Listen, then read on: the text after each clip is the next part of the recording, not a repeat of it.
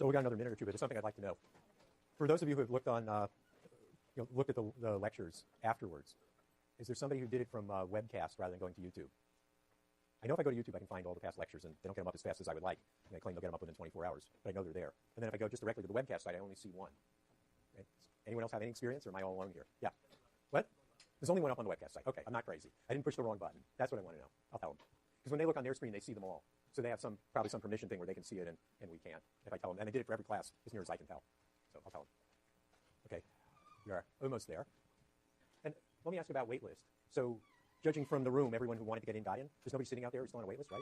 You're still on a waitlist. Are there not spots? I mean, I didn't look carefully, but it looked to me like there were spots in the class. I was looking for some other reason, and I saw there were 54 enrolled on one side and 53 on the other side. Are you sure you're not sitting waiting for a spot in a section? What? Sorry, what? No, if the section doesn't have spots, you'll never get in. So remember, the wait list is in 8 pieces. So there's formally 2 classes and 4 sections. So you can be sitting on the wait list. There can be plenty of spots for Wednesday at 2 in Environmental Economics 1, and you can be trying to get into Economics 3 on Monday, and you'll never get in. So you need to look around at this point. I don't see how it's going to hurt you. If there's an open spot, and you can find someone who knows the system better than I do. If I understand right, if there's an open spot, and you go for it, you'll get it. Because I don't think there should be open spots with people stacked up waiting for them. But again, find somebody who knows the system well, like your undergrad advisor, and say, look, I can see there's a spot, and they can see I ain't getting it. What does I do? Right? Because I thought there were, I just looked for other reasons. I thought there were 3 spots. So if I only see 2 of you who don't have spots, then you want to look more carefully. This ought to be doable. So everyone else is taken care of. I mean, the room looks like that, doesn't it? Everybody's done with their panic and getting in classes, and they're into the non-attendance phase, because there should be 107 people, plus there should be 109 people in the room. There aren't. Anything else along those lines? Are we done with that? Okay, you want to ask me a question? For the externalities, does the transaction have to have money involved? Like for the vaccine example, what if you get the vaccine for free? Would that still count? Okay, so there's got to be 2 things, right? There's got to be an original transaction, and then there's got to be somebody gets hurt not through the market system. And I don't think the original transaction has to be a transaction for cash. I think I'd say there's still an externality of herd immunity, even if you come to the free clinic and get jabbed for free. Okay? Yeah, I think I would use the word that way. I'm not going to split hairs that closely, I promise you. I mean, you can go look online if you're concerned and look at past questions I wrote for exams, and you'll find there's no intention to split hairs as finely as she just did. I said externality, and she gave vaccine and her reasoning, and I thought, no, it should be through the market. I think I'd still give her credit. Whereas I would say it was wrong if the original transaction was vaccine. It's not market. I gave it to her for free, but the thing she claimed wrongly was an externality, was it made the price of vaccine go up. So that's not an externality. That's through the market, right? So that's how I do that. So that's externality. Let me finish the little bit of these slides that we have to finish. And so if you remember last time, I argued for public goods. I said, look, here's the demand curve. And it's exactly the example I drew on the board. So at a quantity of 1, a person would be willing to pay 4 units. And you can read it the other way if you like. If for $4 a unit, the person would buy 1. Either way to read it. Here, it's helpful to read it as drawn. It's helpful to read it as, at a quantity of 1, they'd be willing to take your quantity away at the price for $4. But there are 2 people. And since it's a pure public good, one person's consuming it doesn't do anything to diminish the other person's enjoyment of it. So you can imagine them as pretty flower gardens. If the first person plants a pretty flower garden, both people enjoy it equally. So the amount of willingness to pay generated for one flower garden was 4 from the first person, who happened to plant it, but that's irrelevant, and 4 for the second person. And so the total amount together they would contribute is 8, if they had to. So you can imagine, instead of a market mechanism, you can imagine people sitting down over tea. So let's first go through the market mechanism. It costs $4 to make it. The first guy buys 1 unit for $4. The second guy also ends up with a unit, right, because of pure public good. First guy's not willing to buy anymore, because demand at 2 is well below 4. Second guy's the same. He too is not willing to buy another unit. So if you let the market work, the number of units is 1. Now imagine that they're more cooperative type people, like all of you.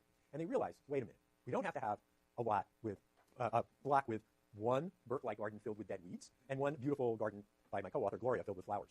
We could solve this problem. Come, let us have tea and discuss how we might get a solution together. As soon as we do that, we immediately realize that together we would be willing to pay $8 for the first. It's only going to cost us $4 to make it, so we do it. When we come to the second, we realize we'd be willing to pay something like $6. It only costs us $4 to do it, so we both contribute and we do it. And that goes on until we come out here. So if we take the demand curve for a single person, multiply it vertically by the number of people, that's how you get the total demand for the public good. And the amount you should produce is way out here. But you can't get there through a market mechanism. You must get some kind of cooperation to do that. One type of cooperation could be government. I mean, government could just have a zoning law that says all houses on this block must produce nice gardens, or you will be fined $500. That would do it, would it not? So governments could enforce public goods that way. Government could create another way of doing it. They could, instead of just saying you must do this or terrible things will happen, they could tax everybody some amount of money and build the gardens themselves. Public defense is obviously done that way. So there's lots of ways of solving this public goods problem. But leaving the market alone is not one of them. So that's our public goods. If you look on the syllabus, you'll find there's a link to the Stern report that does not work. So if anyone has found it, if anyone got interested and found it, send me the right link. Otherwise, in the next day or so, I will find it. It's archived somewhere in the Treasury white papers, which are being moved to something else. But I think I will eventually run it down. I like the Stern report because it is a good summary in ordinary language of the climate change problem, both from a technical point of view and from an economic point of view. So if it's a subject you wanted to get into, that would be a good way in, at least for an economist. The difference, as I pointed out, between, well, I guess we won't go there yet. So let's just ask about weight of future generations. We'll stay with the slides, stay in the slide order. So a long time ago, they built Hetch Hetchy as a reservoir, and that provides power to the city of San Francisco. Good enough. Would you have done it today? And can you imagine doing that today? You know what this project is, do you not? How many have been to Yosemite? Okay. So the valley just north of Yosemite, that's in some ways its twin, is Hetch Hetchy. Only Hetch Hetchy is under several hundred feet of water because they built a dam at the end of it. And when they built it, they thought it was the right thing to do. I just want to know today how many of you would have built it? And how many of you would be out there on the streets campaigning against it? So how many would be campaigning against it? Yeah, that's what I would expect. Anyone for it?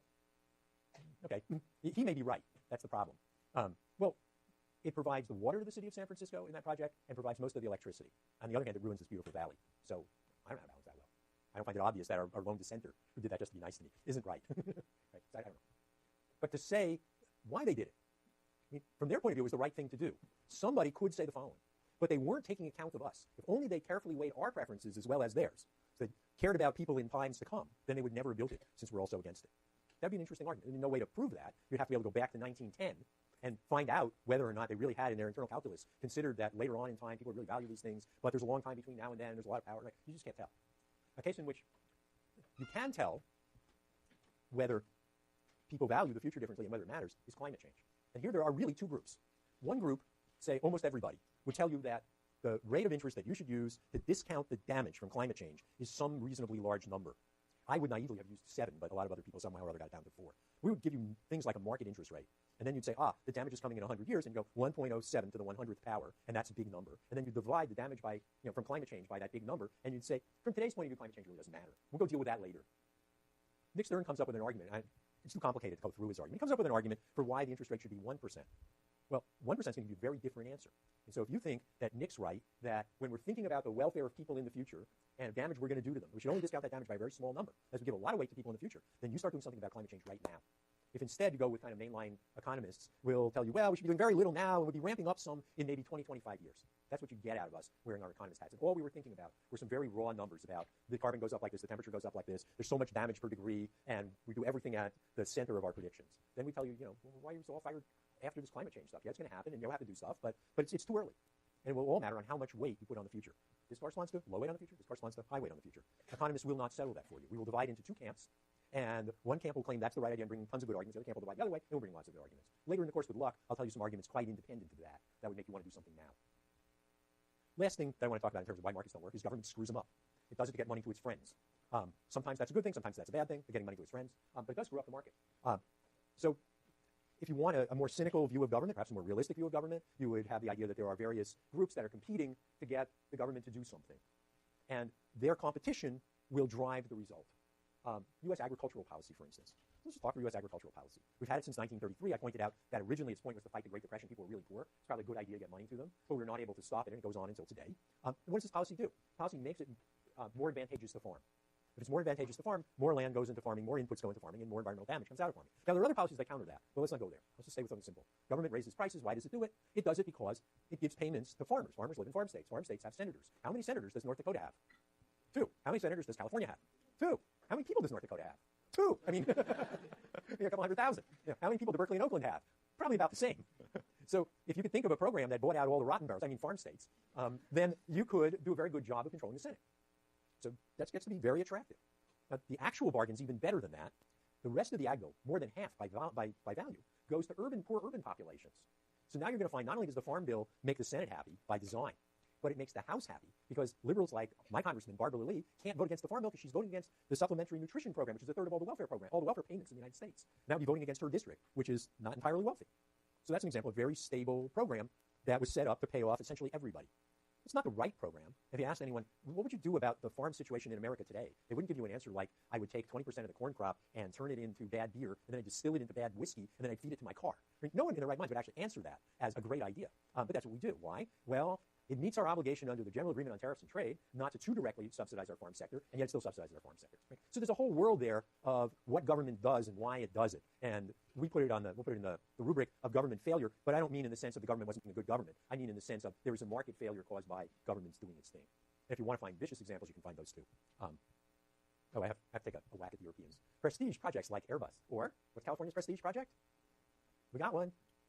The high-speed rail, right? That's a prestige project. I'm the governor. It's going to be my signature. I've been governor twice. I want to leave something behind. I'm going to leave behind a 480-mile rail line. Well, I really wish he rode some of the ones that exist and saw the bills for them. Then maybe he wouldn't like them so much. So that's what I have to say as a first run-through on market failures. Which one of these things are particularly important to us? Obviously, externalities is the big one for us. And that's the one we'll end up talking most about. We'll get back and talk about public goods and public bads a bit too, because they do show up in our world. But we won't talk really again about people have the wrong discount rate, they don't take account of the future properly, governments screw up the markets. We'll talk a lot about that. It's not our remit, if you will. Now, I want to come to this here website, and as you start reading down, that's a broken link. That's today's lecture. That I better try, because I haven't tried it in 2 years. Next lecture's here. I don't know why I kept up the previous one. Review sheet for quiz 1. Remember, you're doing a review session in here with Deirdre. No slides, right? You don't want slides. No, she's got enough pressure. It doesn't have to be recorded forever. And I'll update that closer to the time. Quiz on 9:30. I'm not here that day. I'm not here the day after either. So I'm gone 25th, 26th. And back in here somewhere, problem set 2 due 9:18. I looked at this last night, I believe I will get you to the point where you can do all 4 problems for 9:18. If I don't get far enough next Tuesday, so you can already do some of them. The ones that are, look, they're problems out of chapter 3. Those you can do without question. The first problem out of chapter 4, you actually know enough. There's nothing in the chapter you need to know. You already know about elasticity. That problem is doable. It's only the 4th problem you may not know enough. We'll make a decision on Tuesday whether we'll just do 3 of the problems and shove the 4th one into the next problem set, or we'll put it off for a little bit. We'll do something. But certainly 3 out of those 4 problems are definitely due on the 18th. And with luck, you'll be able to do all 4, because that gives us a little time. So what happens is then you get your problem set back in time for it to do you some good here.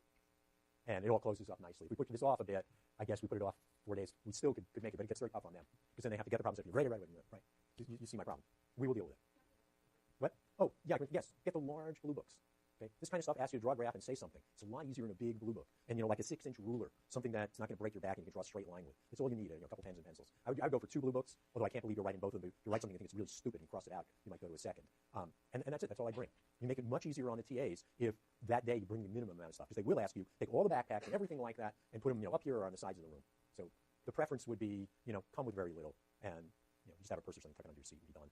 So that's the drill for the exams. And they will proctor them, and frankly, in a room this size, the way it's set up, if they just sit here, they'd be very effective proctors. And in case you didn't know it, here we got to turn the thing off.